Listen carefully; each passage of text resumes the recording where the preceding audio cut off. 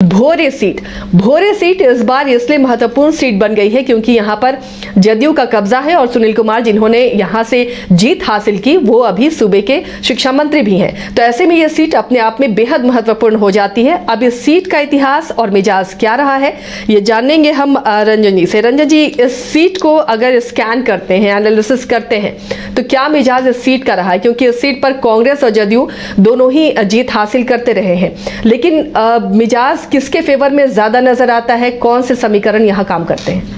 देखिए, जब हम भोरे विधानसभा सीट की बात करते हैं तो ये गोपालगंज लोकसभा के अंतर्गत एक विधानसभा सीट है और गोपालगंज ज़िला में ही ये सीट जो है वो पड़ता है। और जैसा आपने कहा कि यहाँ कांग्रेस का प्रदर्शन जो है वो बेहतर रहा है और कांग्रेस यहाँ से अब तक 8 बार चुनाव जीतने में सफल रही है। तो इस लिहाज से अगर आप देखें तो लगता है कि जो अब तक यहाँ 17 चुनाव हुए हैं उसमें से 8 बार, मतलब लगभग आधे सीटों पर आधी बार आप कह सकते हैं कि कांग्रेस जीतने में कामयाब रही है। 8 बार जो है उसने ये सीट जीती है। 1985 के बाद हालांकि एक लंबा फासला रहा, लेकिन जब 2015 में महागठबंधन बना जिसमें जेडीयू, आरजेडी और कांग्रेस तीनों दल शामिल थे, तो एक बार फिर से कांग्रेस ने यहाँ पर परचम लहराया था जीत का और वो 8वीं जीत थी कांग्रेस की।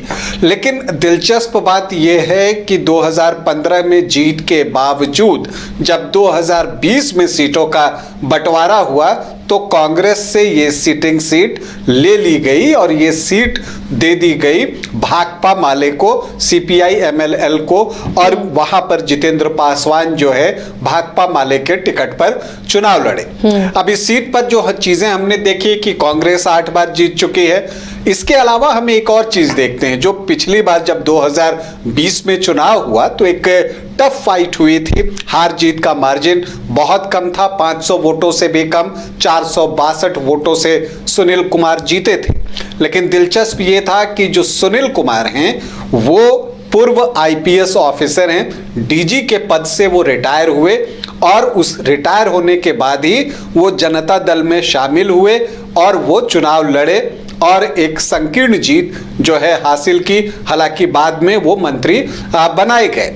अब एक और दिलचस्प बात यह है कि जब 2015 में कांग्रेस यहां से चुनाव जीती थी तब अनिल कुमार जो है वो चुनाव जीते थे। और अनिल कुमार कौन थे? तो अनिल कुमार जो हैं वो सुनील कुमार के बड़े भाई हैं।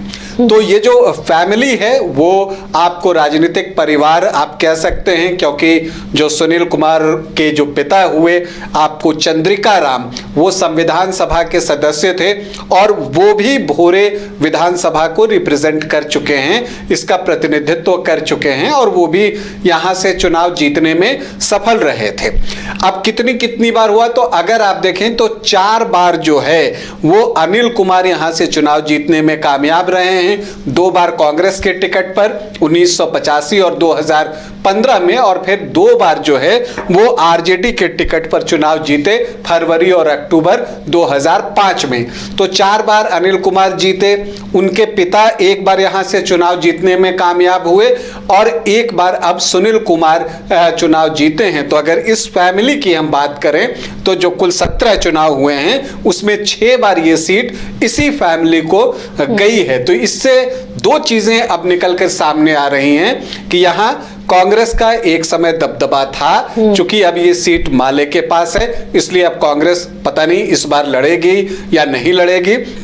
और दूसरी चीज कि यहां पर जो सुनील कुमार का जो परिवार है उसकी एक विरासत रही है इस सीट को जीतने की। तो ये 2 चीजें जो है यहां से निकलकर आपको आती हैं। अब यहां पर जो इस बार का चुनाव होता है वो देखना दिलचस्प होगा। हालांकि जो पिछली बार चुनाव हुआ था और जब हम 2020 चुनाव की बात करते हैं जब सुनील कुमार सिर्फ 462 वोटों से जीते थे, तो इसके पीछे एक बड़ी वजह जो थी वो ये थी कि एलजेपी ने अपना कैंडिडेट यहां पर दिया था पुष्पा देवी यहाँ से चुनाव लड़ी थी और 4,500 के आसपास वोट जो है उनको भी आए थे, तो इसका नुकसान भी जेडीयू को भुगतना पड़ा था। माले ने जितेंद्र पासवान को टिकट दिया था और उन्होंने 40.25% वोट मतलब 73,605 वोट लाने में कामयाबी हासिल की थी। हालांकि इस सीट पर बीजेपी भी चुनाव जीतने में सफल रही है। 2010 में इंद्रदेव मांझी ने बीजेपी के टिकट पर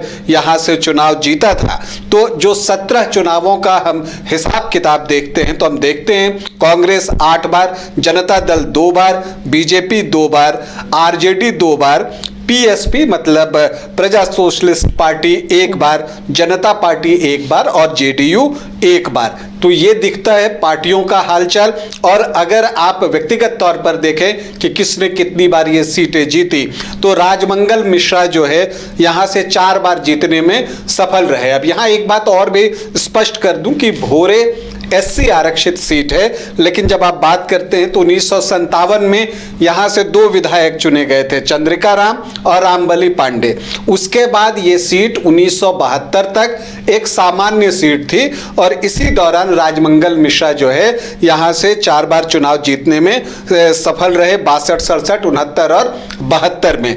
उसके बाद फिर 77 से ये सीट एससी आरक्षित हो गई और फिर अनिल कुमार ने ये सीट 4 बार जीती, 2 बार कांग्रेस के टिकट पर और 2 बार आरजेडी के टिकट पर। और इंद्रदेव मांझी जो हैं उन्होंने 3 बार इस सीट का प्रतिनिधित्व किया है, 2 बार जनता दल के टिकट पर 1990 और 95 में और 2010 में बीजेपी के टिकट पर। चलिए, तो ये इतिहास रहा है इस सीट का, लेकिन इस बार के समीकरण क्या नजर आ रहे हैं? किसके फेवर में ये समीकरण बनते हुए नजर आ रहे हैं? कौन सा फैक्टर जीत दिलाता रहा है? देखिए, अगर आप इस सीट की बात करें, जब हम भोरे विधानसभा सीट की बात करते हैं तो एक चीज जो फायदे में एनडीए को दिखता है वो ये दिखता है कि इस बार एलजेपी अलग होकर चुनाव नहीं लड़ने वाला है। लेकिन आप ये चीज भी देखें कि यहाँ जो मुकाबला है वो बहुत करीबी है। पिछली बार आप जेडीयू और भाकपा माले के मत प्रतिशत को देखें तो 40.5% जेडीयू के पास था, तो जो भाकपा माले है उसके पास 40.25%, मतलब 0.25% का ही अंतर था। तो ये मार्जिन बहुत ज्यादा नहीं है। अगर उसमें आप 2.5% लोजपा के भी वोट जोड़ दें तब भी ये मार्जिन जो है 3% से कम ही होता है। तो ऐसी परिस्थिति में भोरे वो सीट है जहां पर एक कांटे के मुकाबले की उम्मीद जो है वो की जा रही है। इसके अलावा ये देखना होगा कि यहां पर प्रशांत किशोर की पार्टी किसे उम्मीदवार बनाती है, क्योंकि प्रशांत किशोर ने घोषणा कर रखी है कि वो 243 सीटों पर चुनाव लड़ेंगे। तो वो अपना प्रत्याशी किसे बनाते हैं उस पर भी बहुत कुछ निर्भर करेगा, किस तरह के कैंडिडेट वो देते हैं।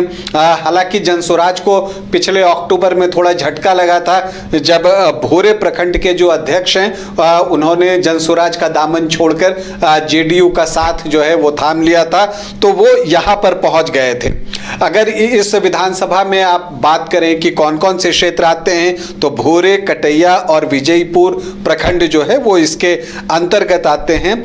शेड्यूल कास्ट के वोटर्स जो हैं वो यहां पर 14.27% हैं और एसटी वोटर्स भी यहां पर हैं 3.31% और मुस्लिम वोटर्स की संख्या बहुत अच्छी है 11.1% और यादव भी यहां पर अच्छी संख्या में है। तो एक माई समीकरण जो है यहां पर बनता दिखता है। दूसरी तरफ जो अगर हम वैश्य जो कि अलग अलग जातियों में हैं जब उनको इकट्ठा करते हैं तो वैश्य वर्ग के वोट भी जब आप यहां देखें तो वो बहुत ही अच्छी संख्या में लगभग 14-15% के आसपास जो है वो वैश्य वोटर्स जो है वो पहुंच जाते हैं। इसके अलावा सिंह है 5.9%, चौहान 1.6% और जो चौधरी, कुशवाहा, पटेल, कुर्मी, महतो जो कि जेडीयू का कोर वोट है उनकी संख्या भी अच्छी है और यही वजह है कि यहां पर जो मुकाबला होता है वो कांटे का मुकाबला होता है। ब्राह्मण भी ठीक ठाक संख्या में इस सीट पर हैं, तो एक अच्छे मुकाबले की उम्मीद हम सभी यहाँ पर कर रहे हैं। जो रूरल वोटर्स की संख्या का परसेंटेज है वो 95.43% है और अर्बन जो है वो 4.5% के आसपास हैं। और जो वोटिंग यहाँ पर होता है 50% से ऊपर ही 54-55% के आसपास जो है वोटिंग देखने को मिला था 2020 में। तो एक अच्छे फाइट की आप उम्मीद कर रहे हैं, क्योंकि सामने अगर आप महागठबंधन की बात कीजिए तो एक जातीय समीकरण है, प्लस माले का अपना कैडर वोट होता है। कहीं पर भी जब माले लड़ता है, देखिए जब हमने कहा कि पिछली बार 40.25% माले के वोट थे, तो आप 2015 में चल जाएं, तब भी जब वो अकेले चुनाव लड़ रहे थे महागठबंधन और एनडीए के खिलाफ, तब भी उनको 8.35% वोट आए थे। तो यहां पर माले का 8-9% वोट जो है वो पहले से रहा है। तो जो आरजेडी और कांग्रेस का कोर वोट है उसमें जब माले कैडर का वोट जुड़ जाता है तो यहां फाइट जो है बहुत कांटे का हो जाता है, दिलचस्प हो जाती है। और इसलिए जो है यहां के मुकाबले पर सबकी निगाहें होंगी। देखना यह है कि जो शिक्षा मंत्री हैं सुनील कुमार, क्या वो लगातार दूसरी जीत हासिल करते हैं या कुछ इस बार उलटफेर देखने को मिलता है। लेकिन मुकाबला यहां का रोचक होगा।